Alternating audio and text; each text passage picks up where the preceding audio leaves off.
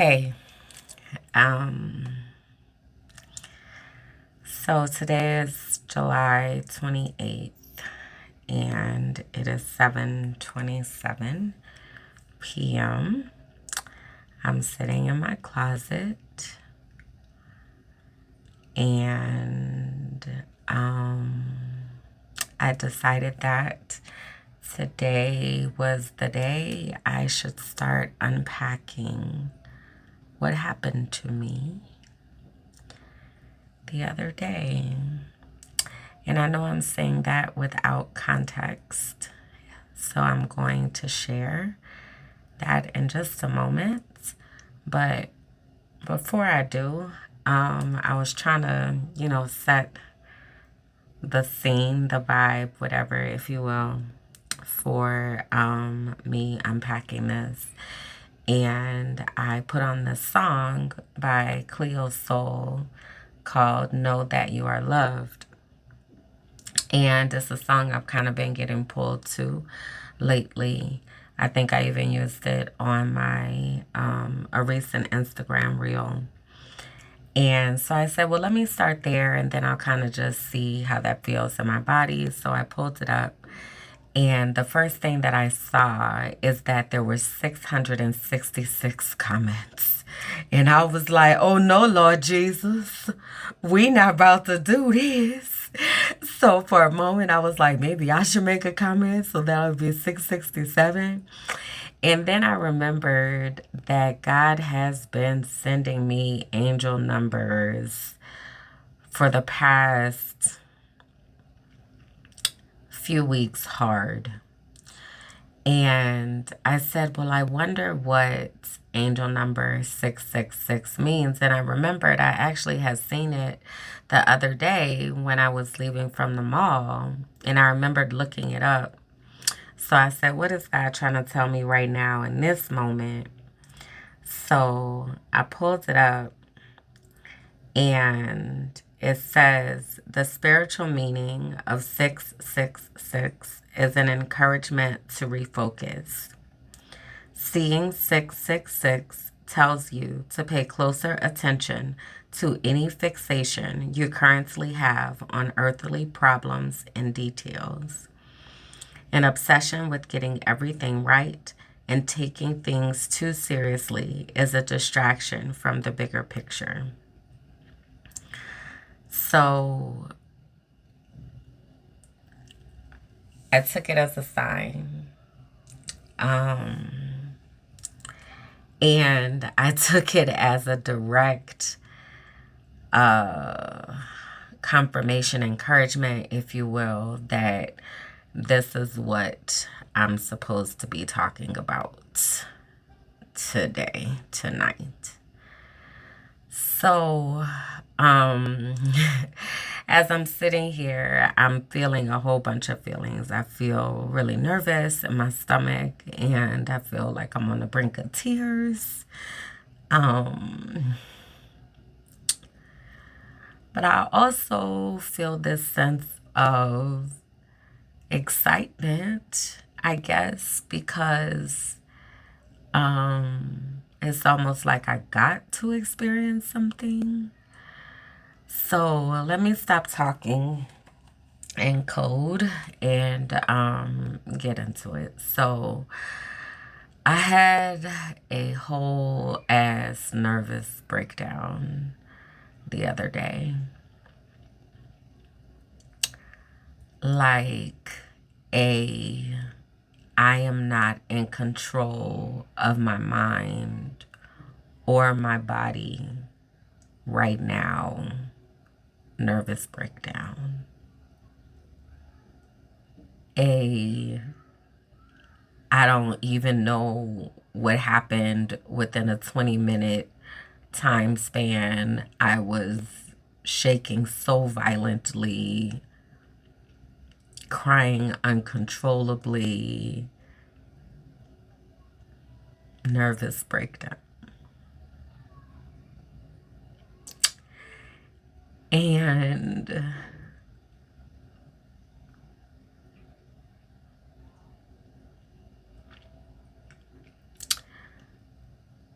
That is the scariest thing to admit and to say. But it has also been,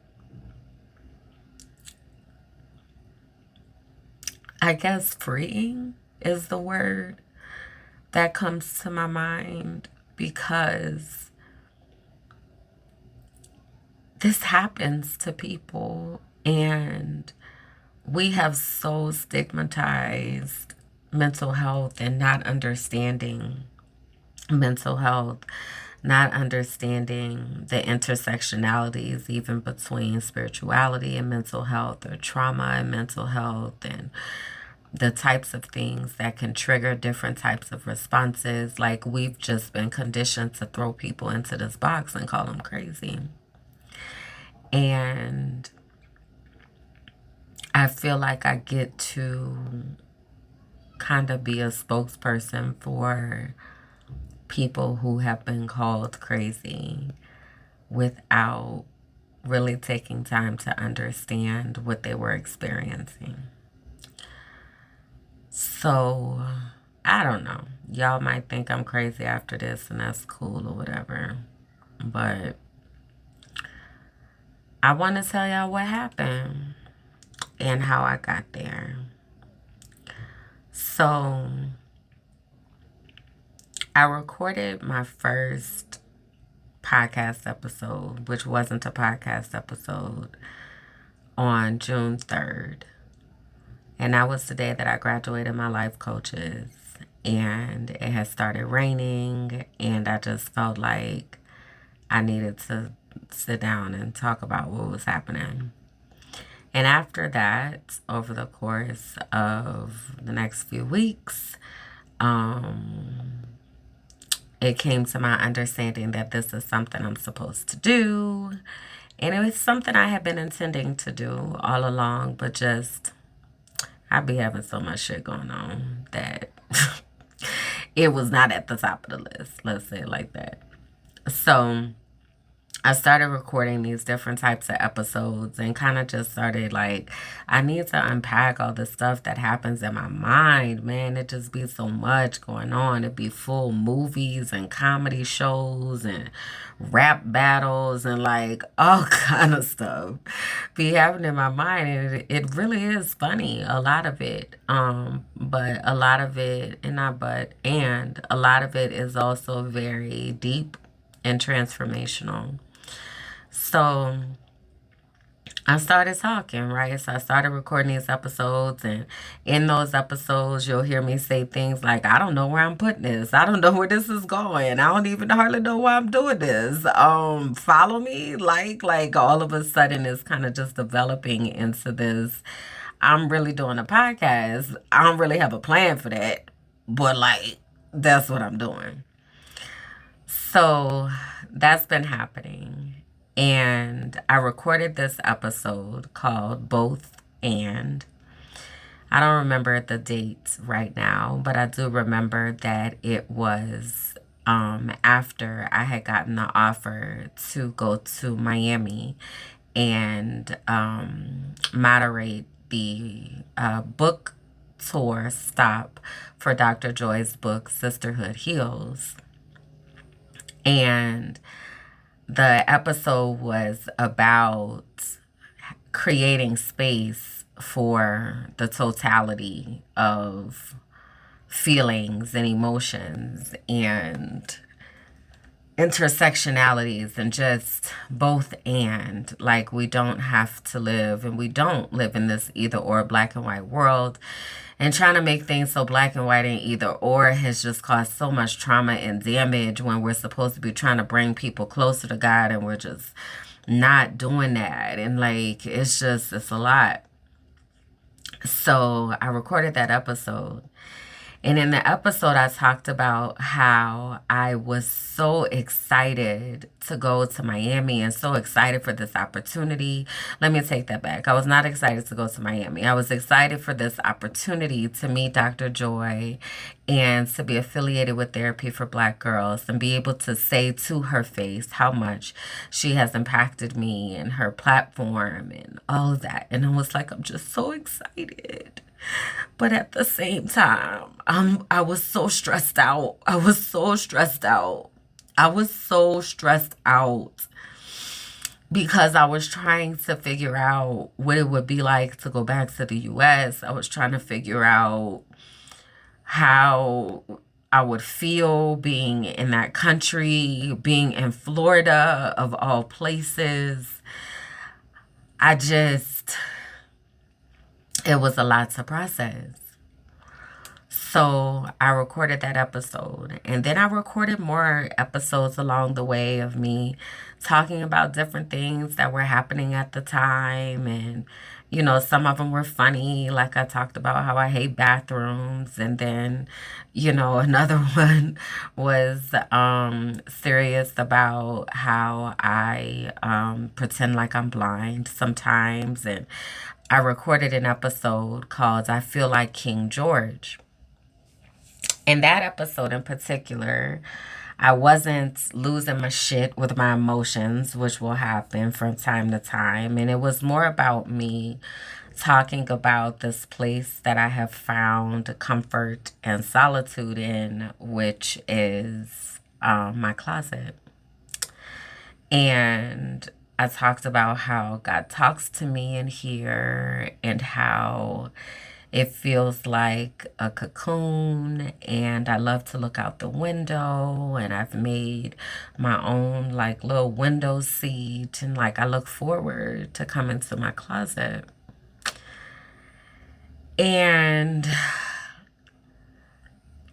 in that episode, I talked about King George. And if you still have not have not watched Queen Charlotte on Netflix, I highly recommend that you do, because I feel like it is such a beautiful depiction of how mental health can live in our lives, and we have mental health concerns can live in our lives and we have no idea, and what it looks like to treat someone with compassion who has mental health struggles versus banishing them and trying to stuff them into boxes. So I did that episode, and the other day I had a King George-sized nervous breakdown. And I get it. Like I've never gotten it before, of what that means and all of that. I didn't get it at the time when I was talking about it in that podcast episode, but I did get that my brain was in a place that just a lot was going on. Just a lot of ideas, a lot of creative stuff, and a lot, like 5 busy highways next to each other that are like intersecting and crossing up and down and over each other like a pretzel, but like it's not causing a crash. But Jesus, if you look at it, it looked like it would be like that a lot in my brain. So when I got the news that I'd be going to Miami and Dr. Joy and all that, in that episode, I talked about how difficult it was to try to coordinate that travel, because I would have to figure out how my phone would work. My phone is a Colombian phone. So I thought, I would get there and just get a SIM card and it would be all good. I just had to figure out where to get one. Well, guess what? Wasn't even one to get, okay? Like, I didn't even know that at the time, but when I got there, it was that much more difficult. And I remember talking about how I don't have a license, so that meant that I wouldn't be able to rent a car. I would have to only do Uber. And that was an interesting process in reality. And I believe I made a podcast episode about that. I know that I did a live while I was there in Miami about how I went into Target and there was an older woman in there who only spoke Spanish. And she was trying to get some assistance from the customer service people, the employees. And because she needed a receipt, she had went to the automatic checkout. The receipt didn't print out. She needed a receipt because she was buying a gift and it was for a baby. She didn't know if it was going to fit. So she's standing in the middle of Target. I'm standing at the customer service desk. I had ordered some hair products. And I'm standing there and I'm kind of watching this unfold. And this lady is kind of trying to walk up to anybody like, can I get your attention? Can I get your attention? So finally somebody stops and she says, "Tu hablas español?" And the person says, "I don't speak English. I don't know what you're talking about." And she said, I need, she didn't know the word receipt.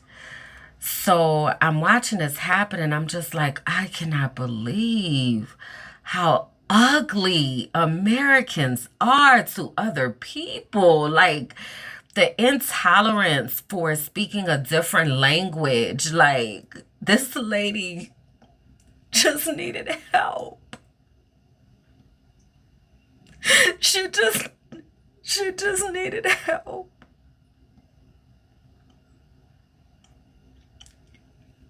And I've been that lady. And I've just needed help. But the difference is, here in Colombia or in Mexico, they actually helped me. And it broke my heart into so many pieces to watch that. So I walked up to her and I said, "Hola, señora. Yo hablo un poco español, pero yo puedo ayudar. ¿Qué necesita?" So I said, "Hello, ma'am. I speak a little bit of Spanish, but I'm able to help you. What do you need?" And she told me she needed a receipt. So I go to the people and that's what she explained everything to me. It's a gift for the baby and she doesn't know if it's going to fit. So she needs a receipt in case she has to return it. So she tells me all that. So I turned to the people and I said, "Excuse me, she needs a receipt." We already told her that. But she don't need a receipt. So I said, "She doesn't speak English. So she doesn't know what you told her because she doesn't speak the language." "Well, she doesn't need a receipt to do a return." "Okay, so how should she do a return if she doesn't have a receipt?" "She would just use her card." "Okay, thank you." So I turned back to the lady and I said, "Señora, no necesita tu factura para cambiar. Puede cambiar con tu tarjeta, ¿ok? Con tu tarjeta pueden mirar tu regalo." Okay, so basically, and I know I used the wrong format. I was saying "tú" and as informal and all that. Relax. That's what I said because I'm not fluent in Spanish, but I was helping a lady. So basically, I was just like, "Ma'am, you don't need your receipt to change the gift. You will just need your card. They can look it up with your card. They can see it with your card. So if you bring your card, they can find it for you," basically, is what I said. So the lady was like, "Gracias, señorita, muchas gracias." And I'm like, "De nada, con gusto." So that happened, right? And that really messed with my head a lot because I remember being that intolerant person of someone's accent and assuming that they were stupid or they weren't worthy or whatever. I was that person. Like, I used to be like that. So I really had to like deal with that. And also, like, just looking at this country in a very, very different way and how ugly people are to each other. So that happened. I walk out of Target with my hair products, and I had had the most beautiful experience with this young lady that worked there. And I tried to invite her to the book tour, but I don't know if they gave her the message. But um at any rate, she was really awesome. I can't remember her name right now at all. But anyway, I had the most beautiful exchange with her. And I even had talked to her manager. I told her manager how amazing she was. And her manager was like, yeah, she's actually a minor. And she's so amazing. Like, everybody was coming to her for help. And she had gone to the back for me to get the Donna's Recipe hair products and just gone the extra mile. Just very, very, very kind young lady. So I had had that experience. And I write, I didn't help the ladies. I was grappling with that, but I had the great customer service experience. Then I walk out of Target and I see a black man getting arrested. And I was so frustrated with him because he was the problem. He was standing outside of Target soliciting. It looked like he was trying to, I don't know, get names on the list or something. I don't know. But whatever the case, whatever he was doing, the people had asked him to leave. Okay? Please don't solicit whatever you're doing outside of our establishment. And he refused to leave. And because he refused to leave, the police were called. So 3 police cars had done pulled up. Now, the officers were very polite to the man. They really were like, sir, listen, this is these people's business. Like, they have a right to say that you cannot be soliciting out here. So can you just leave? And he was like, but the principle of the fact and like, and I was just so frustrated because why the fuck are you doing this shit? Motherfuckers afraid of the goddamn police, don't want to fucking interact with the police fucking afraid of us, and you sitting here escalating shit for no good fucking reason, black man. I was so mad. But at the same time, I'm sitting there feeling fucking responsible to make sure nothing happens to this man. So I'm standing there close enough with my phone because I feel responsible. Like, God, please don't let him get himself killed today over nothing.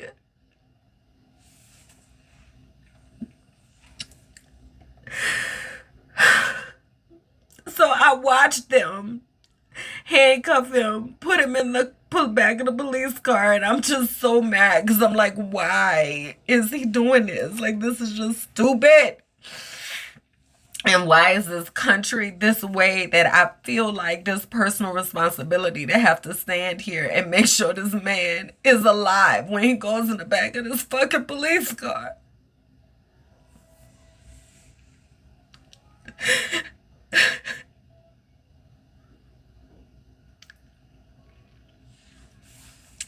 So all of that happened while I was in the U.S.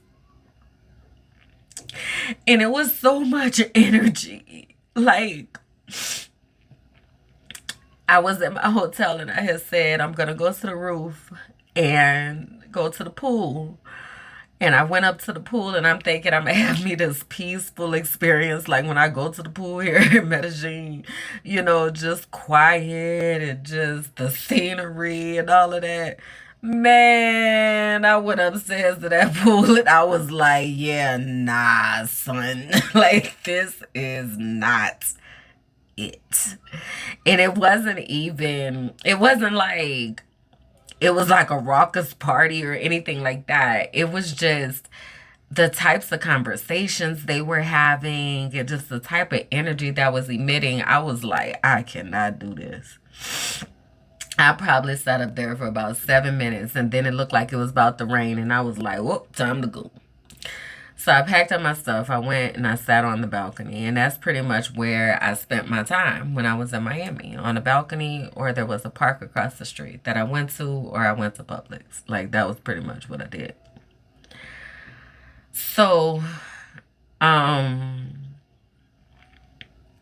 left Miami and I went to St. Martin.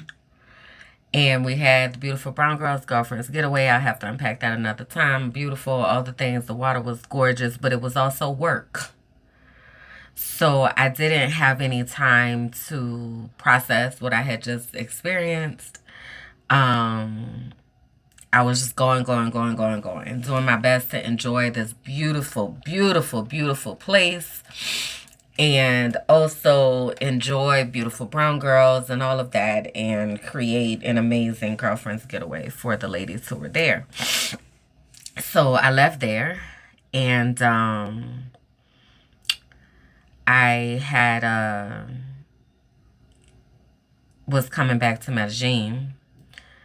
Had a crazy ass experience in Curacao with the gate agent who tried not to let me get on board the plane. And I did a whole like travel rant separate thing about it. I didn't know at the time how it fit into the grand context of things, but now I know. But basically, I was trying to fill out the immigration form and it wouldn't work. And she just was like talking to me like I was stupid and yelling at me. And it was a lot. It was just a lot. And I was like, I just need to go home. Ma'am, I just need to go home. Like, I just want to go home. So finally, like, that situation worked itself out. But that was a lot, That was a lot. So, I got through Curacao, passed through Curacao to Panama. I get here to Medellin on July 16th. And I think I knew I was tired. I'm just so tired. Like, oh my God, I'm just so tired. So I really didn't go back into the office, quote unquote, until maybe like the 19th, like that Thursday or something like that. And I just kept feeling so off. Like it was like I had all this stuff to do, but I couldn't bring myself to do it. I would say, I'm going, I'm gonna